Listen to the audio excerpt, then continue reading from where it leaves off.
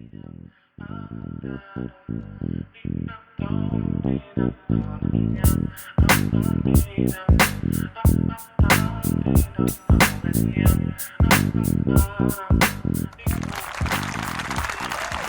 but when you've been off the court for a minute, was good. When you've been off the court for a while and you trying to, get back in the game, get your shot right. Right. You gotta get a couple practice shots up, but or get thrown in the game. That works. That's a fact. Oh yeah. You could also to my nickname. You could also add chef. I think you could add that. Oh, you chef? Tony or chef? Are you chef? Yeah, I'm cooking. Okay. Yeah, How are you? You Tony cooking? and the chef? You Tony Starks and chef? And the chef? I gotta pick one. Well, No, you don't. Were you the walking purple tape? Yeah, I'm just saying we make. Okay. Yeah, You got on a purple I got top. on a purple top. All right. So you already know. All right, word. I like that. All right. How you guys doing? Are we? We are rolling. We are rolling? Phones are on silent. Yes. Oh, yeah, Mine we need to make is. sure. Yeah. And then also, if you want to mute anything, any notifications on your computer. Oh, word. Let me put this on Do Not Disturb because, Negroes love to text you at the most dumbest I mean, it's Sunday. moments. They might be in church. Oh, man, not the people I know. They're heathens. All right. I'm just. Oh, we rolling, right? What's Yeah. good, people? How you brothers doing, man? Oh, man, I'm having it my way, man. You having it your way? Absolutely. I dig that, man. Listen, I like that. It's good to see you, Rose. Yeah, man, same. Yeah. Same. I felt like we all connected about a month ago? About a month ago, like holidays, Yeah. right before Christmas, something like that, right? Yeah, holiday time. It's a Word. good time.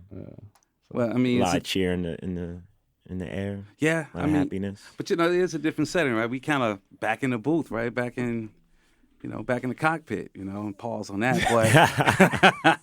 But we played the pause game. It's all good. But listen, bro, it has been 3 years, and specifically, the last time we put out a episode, it was February 11th, right? And Francis was the host. Rose couldn't make it, right? But now we're back, and I think it's kind of time, right? It's like a lot of things have happened these last 3 years. And it's funny because the last part, we said the same thing. A lot of things have kind of happened in our lives, right? Because, post 2020, we didn't even got to name that era. We don't even have to bring up the C word, right? Call it BC. We call it BC, right? Or AD, not because of me, but whatever.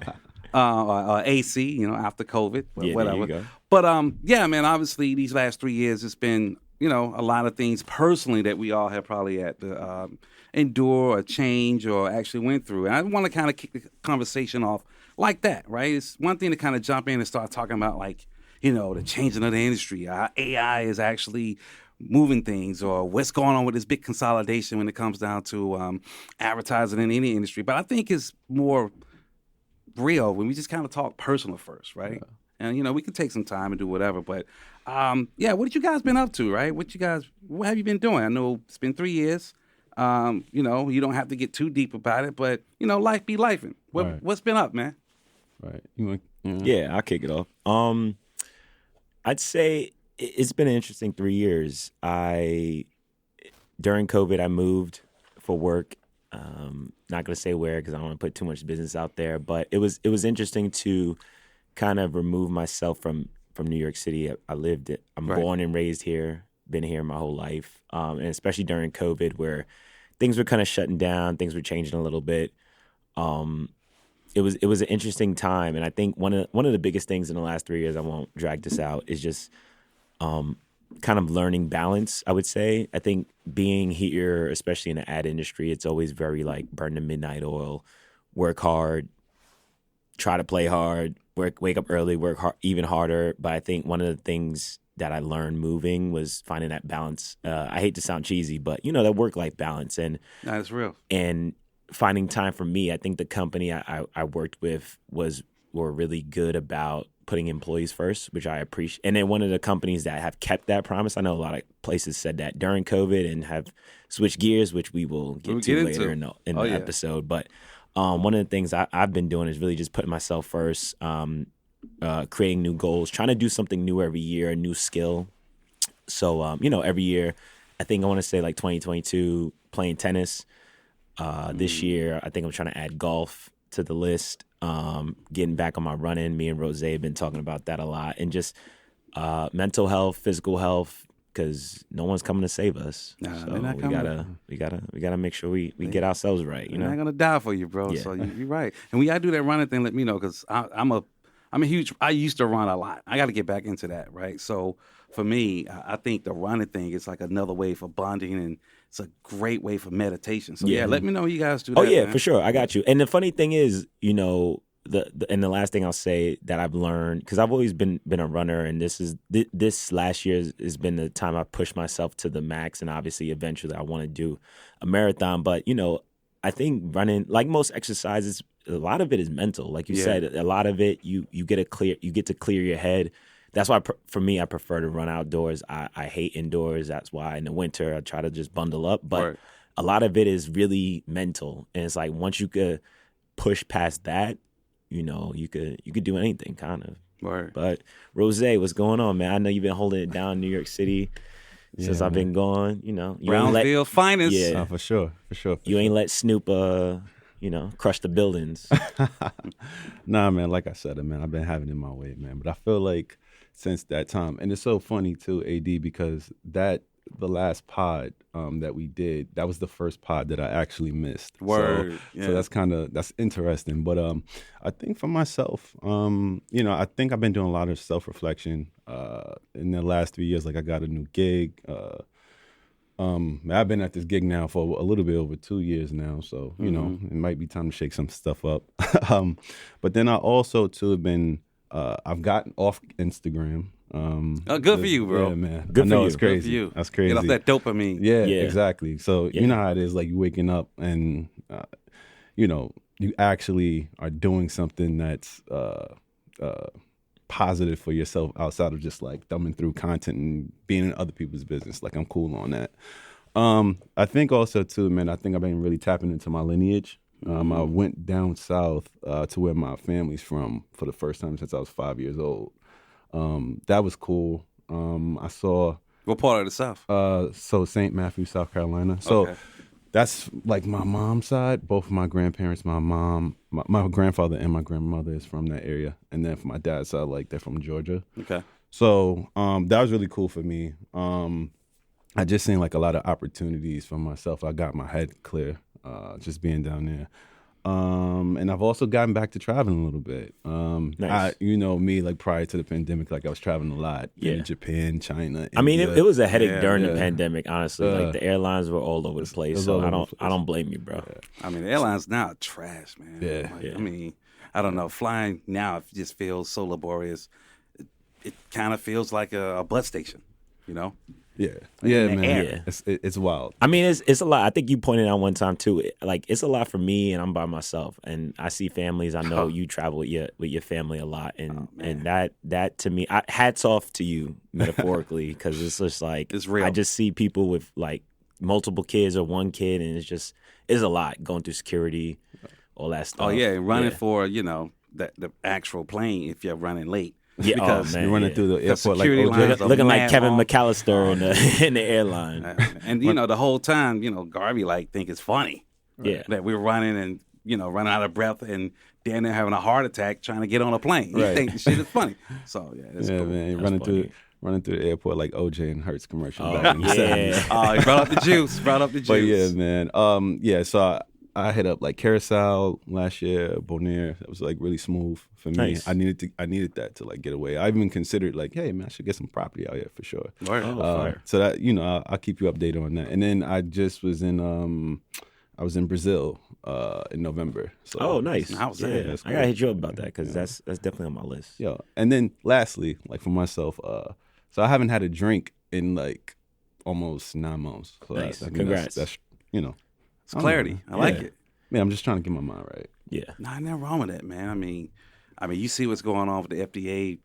They talking about putting labels on alcoholic beverages. Yeah. So I don't know. I think it's cool, man. When you can kind of take something away, it gives you clarity on something else, right? Because maybe you don't need to drink, right? Maybe you need you got other ways to fulfill that part of you with something else. I think it's great. I've reduced whiskey drinking, so I dig that, bro. Yeah. I've reduced, same as you. I've reduced. I haven't completely tapped out, but even like I went out last night, and it's so interesting when you go out and you're either drinking less or drinking none, because you're just like, it's similar to the social media thing. You're like, damn, like, are you guys just doing this as a habit? Because like I don't need to get I think when you stop drinking, you kind of hit this like euphoric phase where you're like, yo, like I don't need the alcohol to feel good and have a good time. Like I'm good on my own. That's a good point too, and I feel like it's a weird space because most people feel like, oh, I need a drink to actually engage and Be speak. social.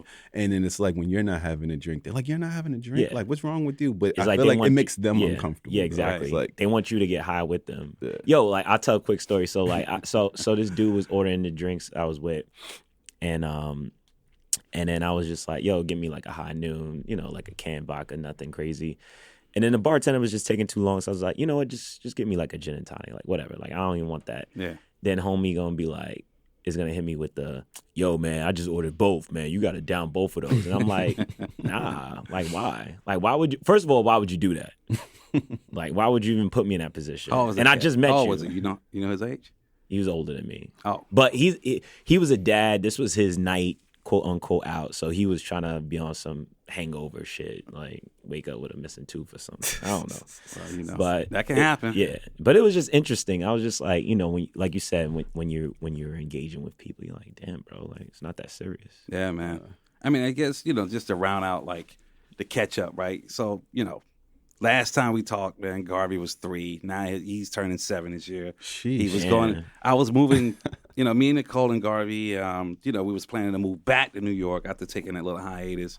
From Athens, moving back from Athens to New York, because the goal was to kind of get him in school, right? Like he was doing a nursery down in Athens, during those COVID years. But 2022, later that year, he was starting pre-K, so it was like, okay, it's time to move back because technically I'm still a New York employee. Nicole's still making her coins up here, and I want Garvey to grow up in this, the city that he was born in, right? So, yeah, 2022, we made the big move coming back to New York, found a little cool apartment back in Bed-Stuy. Garvey started pre-K. I started some new gigs. I got laid off again, which is fun, right? That's a whole other part. But I also found some new opportunities in terms of freelance, and I eventually landed like a full-time. Then 2023 came about. Some personal shit went down with some health things, but hey, shit happens, right? I also found another gig, right? There you go. Shit.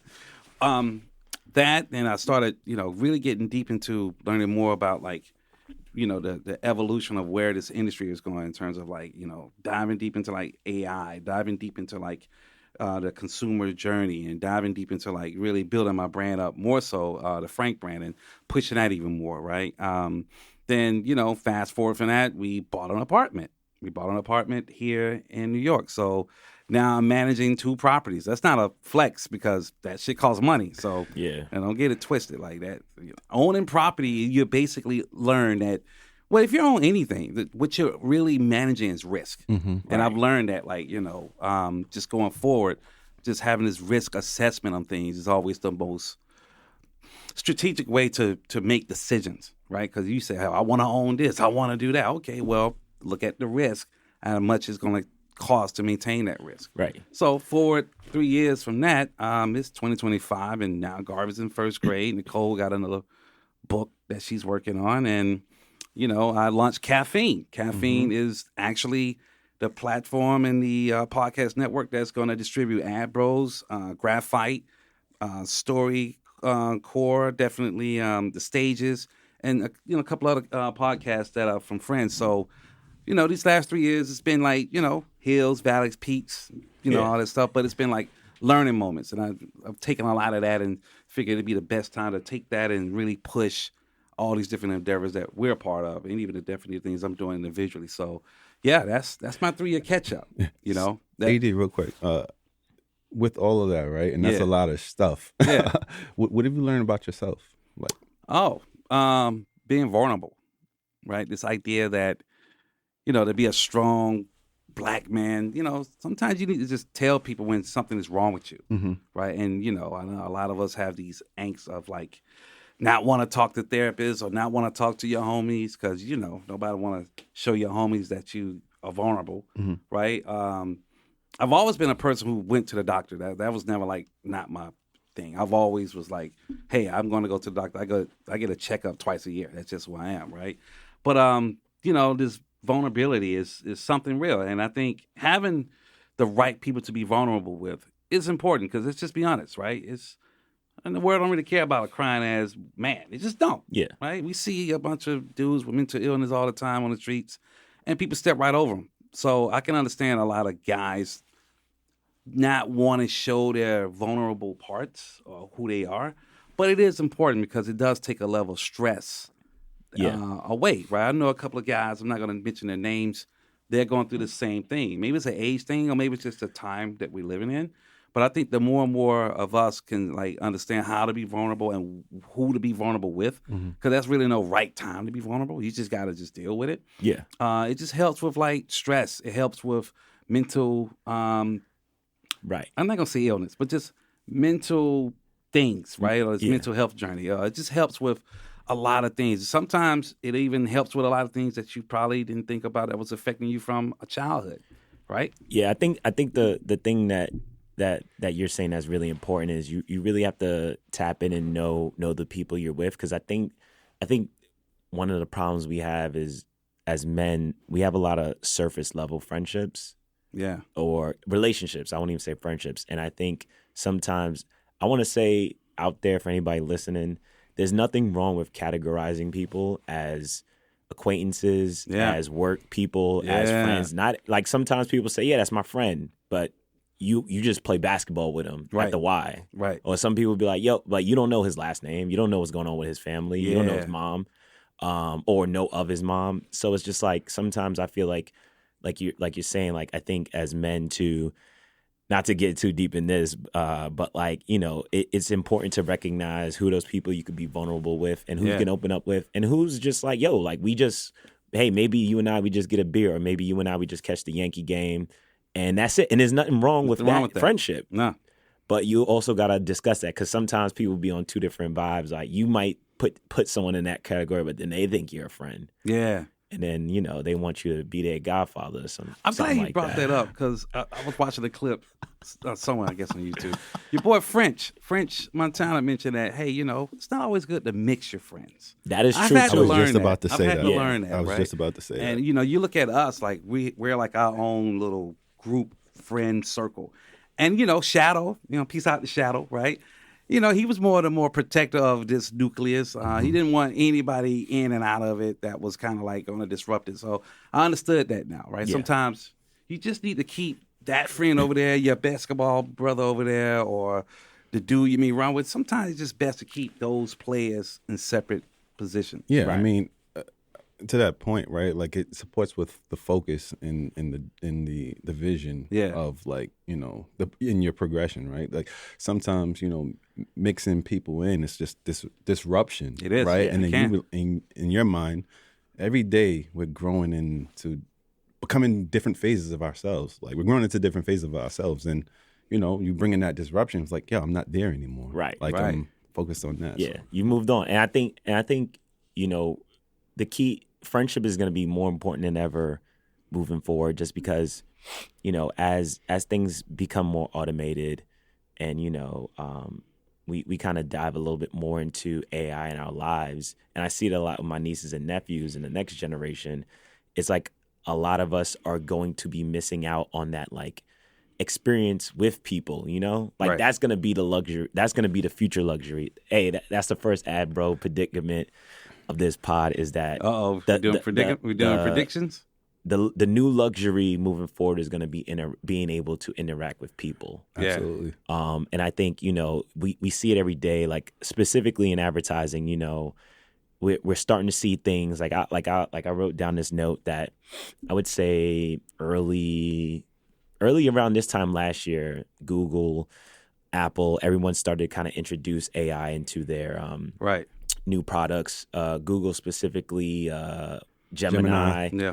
Apple Intelligence. You got XAI yeah. from that, you know, Yeah. that platform. So, like, let me ask you guys, like, how do you, like, you know, what do you predict? What do you see now, you know, in terms of AI and advertising or marketing or and then, you know, we could kind of dive into, like, what do we think it's going to evolve to? I think it's a good segue into that, right? Because if you're looking at advertising as an industry, it's evolving, right? It has no other choice but to evolve. It's competing with large language models. It's competing with social media. It's competing with well, other parts of advertising. I mean, looking at like advertising, historically speaking, there's always been traditional media, right? TV, print, radio, then it evolved to digital, social, and now we got to think about like these different e-commerce platforms and how people are engaging, right?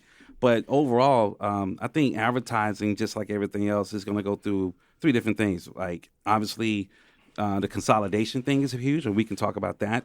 We got ethics in advertising, especially with, DEI and all this stuff being rolled back around who gets to make decisions around talent, campaign scope, the actual creative work itself, and even like the rise of these micro influencers, whether it's going to be the guys who's streaming, all the way down to like content creators, right? Like it used to be that you could get on social and catch a wave and just be like an influencer.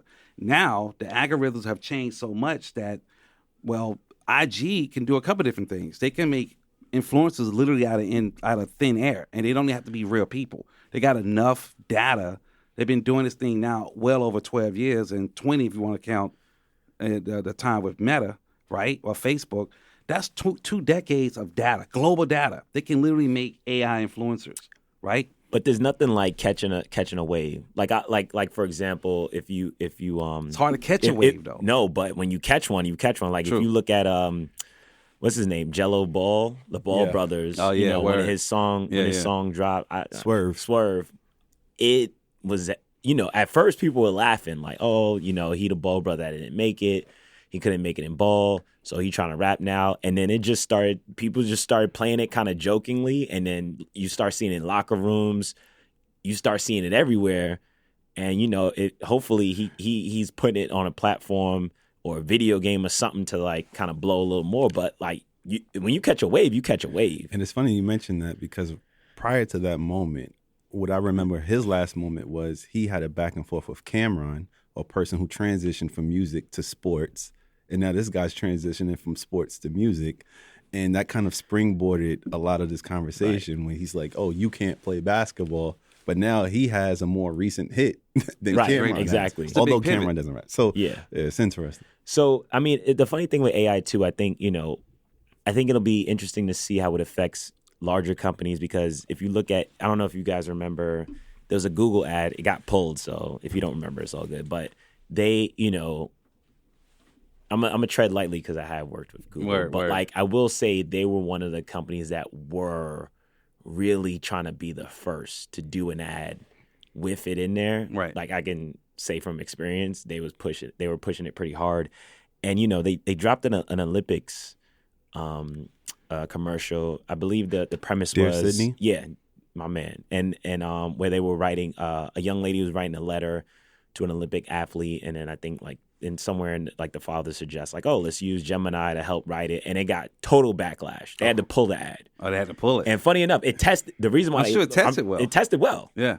But I wouldn't have pulled it. But I would have pulled. Yeah, I would have pulled it. I would not pull it. that. Yeah. Why? Yeah. Well, one thing was, I believe I could be mixing timelines, but I believe there was the writer's strike was going on around that time or closing in around that time. Okay. And there was a lot of pushback on AI, humanity, losing humanity in stuff like in the creative arts. Yeah. So I think that, Yeah. I mean, to build on it, I mean, I think the ad was tone deaf. Okay. And tone deaf in the way we're saying the father had asked Gemini to write this letter versus the actual effort of a human being of writing a letter. So like AI is supposed to be used to help right. kind of That's a great point. advance what we're already doing, wherein it's like, oh, no, just take a step back and just get the AI tool to write the letter. And I think a lot of people use their voices on social media. I mean, it always goes back to the people, right? And I feel like with AI, we're just in this phase now, like, we're slightly past testing it because we're actually using it. Yeah. Right. But I think that the interesting part is the more we use it and the more people push back, I don't know how good that is because it's just improving the machine learnings. Right. So now Yeah. it's getting smarter. And It's understanding the friction. exactly. Which is, it was missing that. So prior to this, I mean, I feel like we all grew up looking in a dictionary at some point. Your mother asked you how to spell something. Oh, I know you asked your mother how to spell something. She says, "Oh, go in the dictionary." And like you're like physically like, how? If I don't know how to spell it, how am I finding a dictionary? And you find it in the dictionary, like, oh wow, right? So we've Right. passed that, right? So I think now it's when you if you think about Gen Alpha, like Garvey's age, right? I don't know if they would be as tapped in with the fundamentals of some of the stuff, because it's just going to become so normal for them once AI starts kind of fine tuning itself. Right. And it's like from the learners that they're getting now when people are pushing back on social. So I think the biggest thing is going to be the business affairs and legal department, because it's going to be a lot of using of IP. Yeah. And it's just like it's just like, if AI is learning from what exists, it's just it's I think it's going to evolve to who owns this thing that's being used, or they'll have to trace it back, it's like going viral, like who was it's like when I don't know all the legal details, but it's kind of like when memes started and Right. people were like, well, how do we can you pay someone once it goes viral and 1 million people share it? Do you pay them? Or do you not pay them? Do they own it? so unprecedented. So it at the becomes this time. whole thing where it's like, Well, yeah. I mean, because it's all who built- owns it? Well, that's a weird thing because one, humans have always used past information Right. to educate themselves, Mm-hmm. right? Artists reference photos and other artists to make new art, Yeah. right? And AI is more or less mimicking that. I think AI, specifically generative AI, is probably the bigger issue that more people are having, because AI has been Yeah. around. It's not new, right? It's And just- and also too, I know the answer. The answer is, you guys don't have to look it up. The answer is a lot of companies are basically putting it legal in course. their information, or like a watermark. or like Getty is saying like, hey, or even Meta, hey, when you upload your photos, we can do whatever the fuck. they're going to do what they want. With it. I mean, Yeah. that's just what it is. You've already, by Yeah. using that app, Yeah. you've already consented to Right. doing. But you'll see a lot, not you, but like me as a producer, I'll see a lot of voiceover actors or actors say, hey, like, put in their contract, you can't use my likeness for Course, AI. of course. Like, they're starting to put that language in their stuff now. I think AI biggest opportunity is not necessarily in the creative aspect of advertising, right? I think a lot of people see that. They see the generative part of it, which is generating imagery, it's generating Right. B-roll content, it's generating copy. Yeah, those are like the little small patinas, really. Right. But the biggest I opportunity, mean, the logistics. well, yeah, the biggest will be- opportunity I in know where AI he's is in operations. Is actually making each and everybody in such said industry more optimized, right? It's like, now I don't have to have all these meetings potentially, or But that's I a problem. I can skip steps, right? But I'm seeing it, and Right. I've worked at a tech company that has implemented AI from an enterprise perspective, and it's always been about how can I make the worker more efficient with their Right. time, as opposed to replacing their work with a bot or with some type of large language model. And here's the funny thing: there's like tons of AI tools that do a lot of enterprise stuff that nobody's talking about. They're only talking about Gemini. They're only talking about like Chat GPT, XAI, and because these are attached to companies that people know about. They know Right. about Amazon. They know about Google. They know about OpenAI, right? But it's always the smaller companies that you don't know about that do these B2B solutions around AI. As an example, you work in Rosa, you work a lot around things pertaining to media, right? A project I worked on years ago at Big Blue, more or less was trying to help media buyers optimize campaigns that was already in flight, and that was using a form of AI, machine learning, right, to more or less help you make a better decisions with your team. Now, did that roll out at scale? I really can't say, but they did test it, and it seemed like that's something that's out there. Right. Yeah. But I do think AI overall is not going nowhere. It's here. I think people need to figure out how to best use it. I mean, Photoshop has had AI in it for the last 20 years in terms of being able to retouch a photo or automate That is something. true. So it's nothing new. Right. I mean, Disney has been using AI with their RenderMan algorithm to make all these movies. It's just now this stuff is more democratic. Right. Right. People have more access to it. So it's here. Question is, what we're going to do about it? I think what we do, I think it forces us to get better. Yeah. Like we have to it does. pay attention to details. It does. Like we have, No. I was just gonna say, like, I was just gonna correct when I said it was gonna be a problem earlier. That's exactly what I was gonna say. Is because it'll not force, but we'll see the people who are inefficient, the people who are hiding behind, Right. doing 10 meetings for something that should just be one meeting in an email. Yeah. Like the people who are, unfortunately, who are just not good at their job. Yeah. When you have the help, you'll. Yeah. I mean, and back to that, right? Like it forces you to kind of tap back into the fundamentals, right? I Right. think AI is being used to kind of skip that step. And I feel like one of us said it already, but it's like, you know, AI still makes those mistakes that the human eye catches it because it's trained to catch it. So it's like, even when I feel like, I don't know if it's Instagram, but like you can leverage AI with a photo and it says, oh, created by AI, right? And then some photographer was like, he took a photo and I think he uploaded it and it was like, it was automatically a message that said, oh, created by AI. And he was like, well, how is this photo created by AI? Like, this is my natural photo. And it was a back and forth, like some pushback for it. So like, Right. I just feel like with AI, like it makes us as humans pay more attention. And that's the only way that, you know, we can't stop it, but we can kind of course correct it, right? Like we can kind of like gut Right. check it and Yeah. say like, yo, this needs to improve.